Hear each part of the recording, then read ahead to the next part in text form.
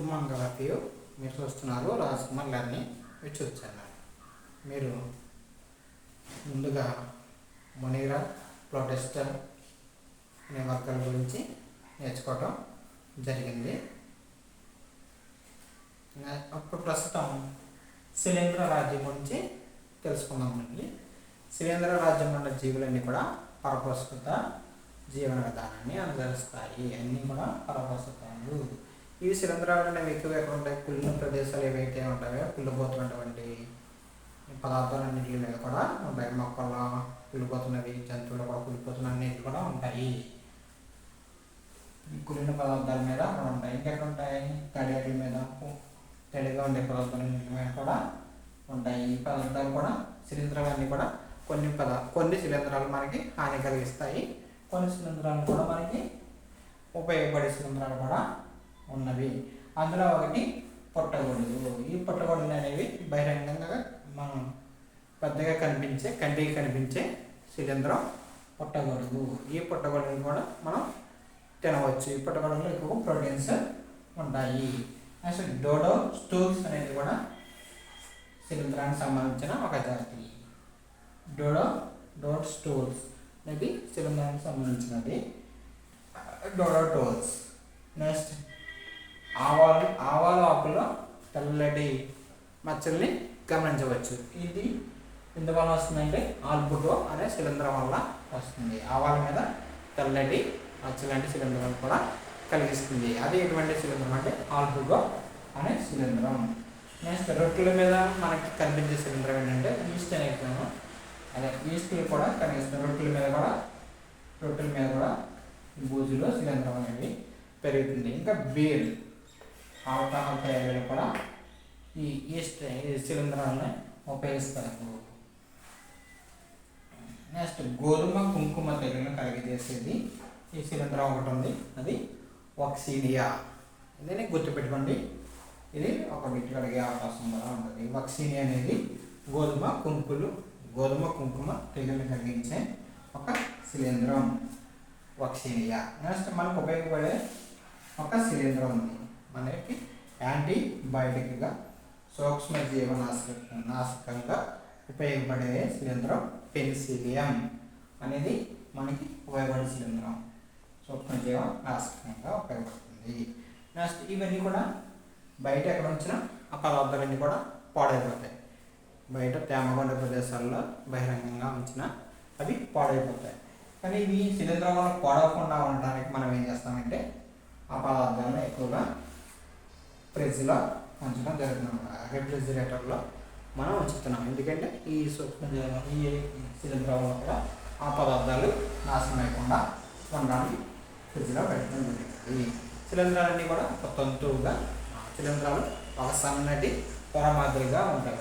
సన్నని దారంలాగా ఒక పొడవుగా అలా ఉంటుంది. దాన్ని ఏమంటారంటే శిలీంధ్ర తంతువు అంటారు. దాన్ని హైపే అంటే శిలీంధ్ర తంతువు. ఒక సన్నని పొడవుగా ఉండే దారం లాంటి నిర్మాణాన్ని శిలీంధ్ర తంతువు అంటారు. ఈ శిలీంధ్ర తంతువు యొక్క బలనాన్ని కలిపి ఏమంటారు? శిలీంధ్ర జాలం అంటారు. శిలీంధ్ర తంతువు యొక్క బలను శిలీంధ్ర జాలకం అంటారు. ఇవన్నీ కూడా ఎక్కువగా బహుకణ జీవులు ఈ తంతు జాలంలో అనేక బహుకణ జాలంతో నిండి ఉంటుందన్నమాట. బహు కేంద్రకాలు కలిగినటువంటి స్థితిలో ఉంటారు. దాన్ని ఏమంటారు? సైటిక్ అని అంటారు. సైటిక్ అంటే బహు కేంద్రకాలు ఉంటాయి.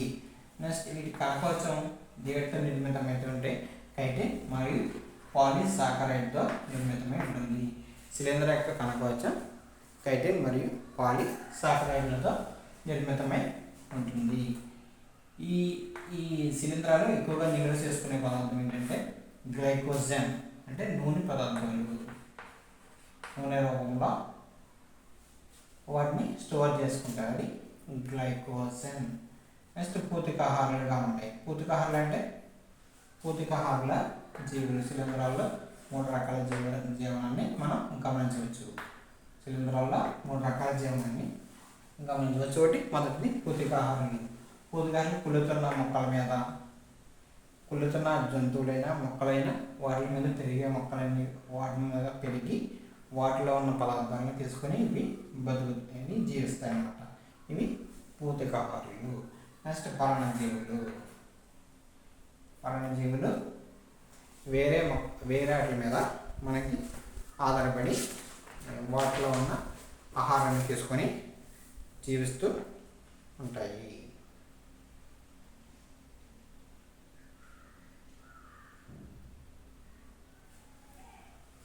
నెక్స్ట్ సహజీవులు. తర్వాతవి సహజీవనాన్ని కూడా కలిగి ఉంటాయి. సహజీవనం అంటే ఒక జీవికి మరొక జీవి వేరే జీవితోటి సంబంధం కలిగి ఉండి జీవిస్తుంది. దీన్ని సహజీవనం.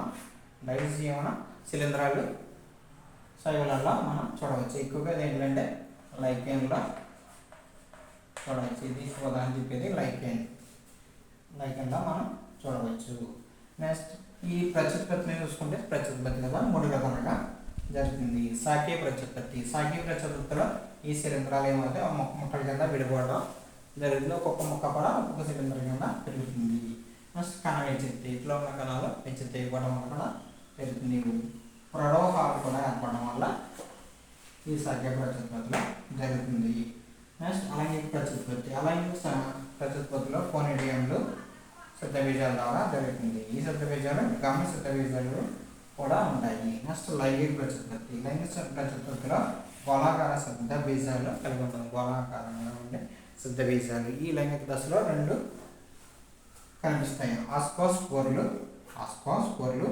బెసిడియో స్పోర్స్. ఆస్కోస్పోర్లు బెసిడియో స్పోర్స్ అనేవి కలిగి ఉంటాయి. నెక్స్ట్ ఈ లైంగిక ప్రత్యుత్పత్తి అనేది దీంట్లో 3 దశల కింద కనిపిస్తుంది. మనకి లైంగిక ప్రత్యుత్పత్తి 3 దశలు కనిపిస్తుంది.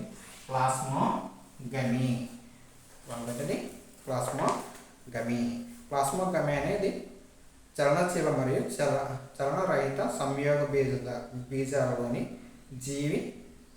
జీవ పదార్థాల కలయిక. ప్లాస్మోగమి చలనశీల లేదా చలనరహిత సంయోగ బీజాలలోని జీవ పదార్థాల కలయిక. జీవ పదార్థం కలుస్తుంది అన్నమాట. జీవ పదార్థం కలుస్తుంది. నెక్స్ట్ కార్యోగమి. ఇవి కేంద్రకాలు కలుస్తాయి. ఫస్ట్లో ప్లాస్మోగమిలో జీవ పదార్థం కలుస్తుంది. నెక్స్ట్ కార్యోగమిలో కేంద్రకాలు కలుస్తాయి. తర్వాత జైగోట్ ఏర్పడుతుంది. ఈ ఏకస్థితిలో ఉన్నటువంటి కణాలు ద్వైస్థితిలోనికి మారుతుంది. జైగోట్లో ఏకస్థితిలో ఉన్న కణాలు ద్వైస్థితిలోనికి మారి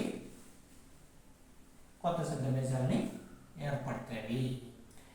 ఈ అన్నిటిని కూడా ఈ శిలీంధ్రాన్ని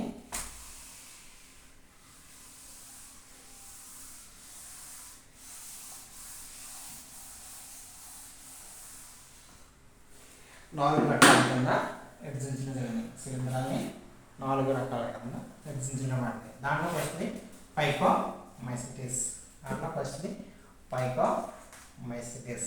ఈ పైకోమైసిటిస్ అనేవి ఎక్కువగా ఎక్కడ చేస్తాయంటే తేమ ఉండే ప్రదేశాల్లోనూ కుళ్ళిపోతున్న ఏవైతే చెట్లు కానీ ఏవైనా కుళ్ళిపోతున్న ప్రదేశాల్లో కూడా పెరుగుతాయి పైకోమైసిటిస్.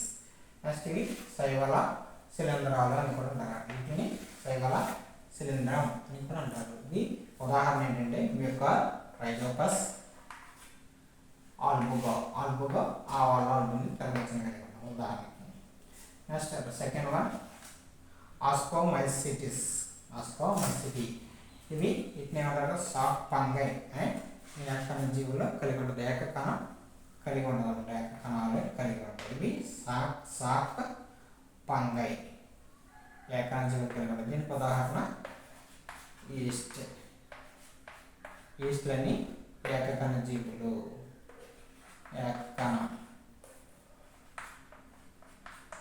మిగిలినవన్నీ కూడా బహుకణ జీవులు. పెన్సిలియం.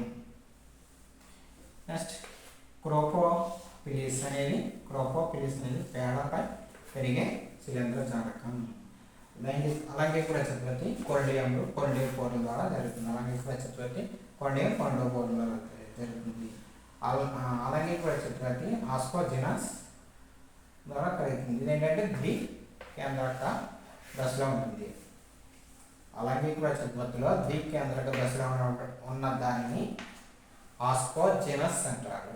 ద్వి కేంద్రక దశలో ఉన్నదాన్ని ఆస్కోజెనస్ అంటారు. నెక్స్ట్ ముఖరంధ్ర రహిత మరియు గుండ్రటి ఆస్కోకార్ప్ను ఏమంటారంటే క్లిప్సోథీసియం. క్లిప్సోథీసియం అంటే ముఖరంధ్రం రహితం, ముఖరంధ్రం లేకుండా గుండ్రంగా ఉండే ఆస్కోకార్ప్ను క్లిప్సోథీసియం అంటారు అనమాట. ఈ శిలీంధ్రాలు మనకు తినదగ్గ కొన్ని విన్నవి. ఆస్కోమైసిటిస్లో తినదగ్గటువంటి కొన్ని శిలీంధ్రాలు ఉన్నవి. ఏంటండి? మొరాల్స్ ట్రబుల్స్ అనేవి ఇవి మన శిలీంధ్రాలని మనం తినడానికి ఉపయోగిస్తుంటాం. అవి తినవచ్చు. Next fourth one basidiomycetes. ఇవి ఎక్కువగా ఈ వర్గంలో పుట్టగొడుగులు ఉంటాయి. ఈ పుట్టగొడుగులు మరియు బ్రాకెట్ పంజాలు, పప్ బాల్స్ అనేవి ఉంటాయి. ఎన్నింటికి పుట్టగొడుగులు, బ్రాక్ పంజాయ్, పప్ బాల్స్ కలిపి క్లబ్ పంజాయిగా పిలుస్తారు అన్నమాట. క్లబ్ పంజాయిగా పిలుస్తారు. ఇవి ఎక్కువగా ఎక్కడ ఉంటాయంటే మట్టి, దొంగలు, మోడు, ఎక్కడ చెట్లు నరిగేసినట్టు మోడు మిగిలితే అటువంటి వాటి మీద పెరుగుతూ ఉంటాయి అన్నమాట. ఇంట్లో ఎక్కువగా కలగజేసే వ్యాధి ఏంటంటే కుంకుమ తెగులు కలగజేస్తాయి. నెక్స్ట్ కాటుక తెగులు కూడా కలగజేస్తాయి. కుంకుమ తెగులు, కాటుక తెగుల్ని కలగజేస్తాయి. నెక్స్ట్ ప్లాస్మోగమి. శిలీంధ్ర తంతువులు ఏమంటారంటే ప్లాస్మోగమి. శిలీంధ్ర తంతువులు శాఖీయంగాను మరియు శారీరక కణాల ద్వారా కలయికని ఏమంటారు? ప్లాస్మోగమి అని పిలవడం జరుగుతుంది.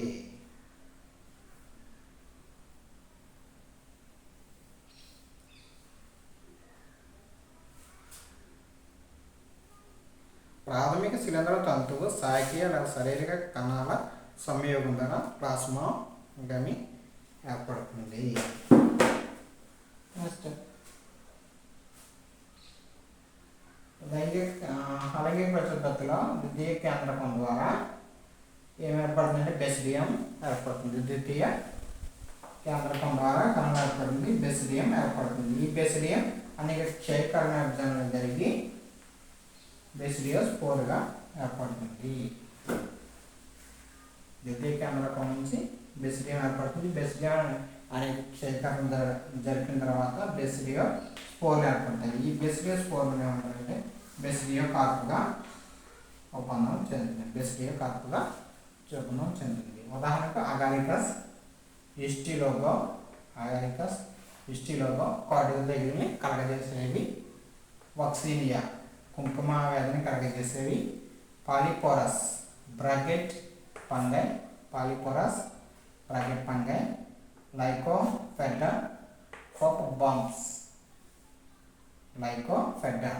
పంప్ బాంబ్స్. నెక్స్ట్ ఫోర్త్ వన్ జిటిలోమైసిటిస్. అలైంగిక ప్రత్యుత్పత్తి ద్వారా ఈ శాఖీయ దశలను గుర్తించడం ద్వారా ఇన్ఫెక్టా ఫంగైగా పిలుస్తారు. శాఖీయ దశలను మరియు అలైంగిక దశలను మాత్రమే కనుగొన్నారు. శాఖీయ దశల్లో అలైంగిక ప్రత్యుత్పత్తి ద్వారా మాత్రమే గుర్తించడం జరిగింది కాబట్టి దీన్ని ఇన్ఫెక్టా ఫంగైగా పిలుస్తారు. దీని ద్వారా వచ్చే వ్యాధులు ఏంటంటే ఆల్టర్నేరియా మోడు వ్యాధి, దీన్నే ఎర్లీ బ్రైట్గా పిలుస్తారు. బ్లైట్. కొల్లేటో ట్రైకమ్ ఎరుపు కుళ్ళు తెగులు అన్నమాట. కొల్లేటో ట్రైకమ్ ఎరుపు కుళ్ళు తెగులు. Thank you for watching. Next వీడియోలో మళ్ళీ కలుద్దాం. బాయ్.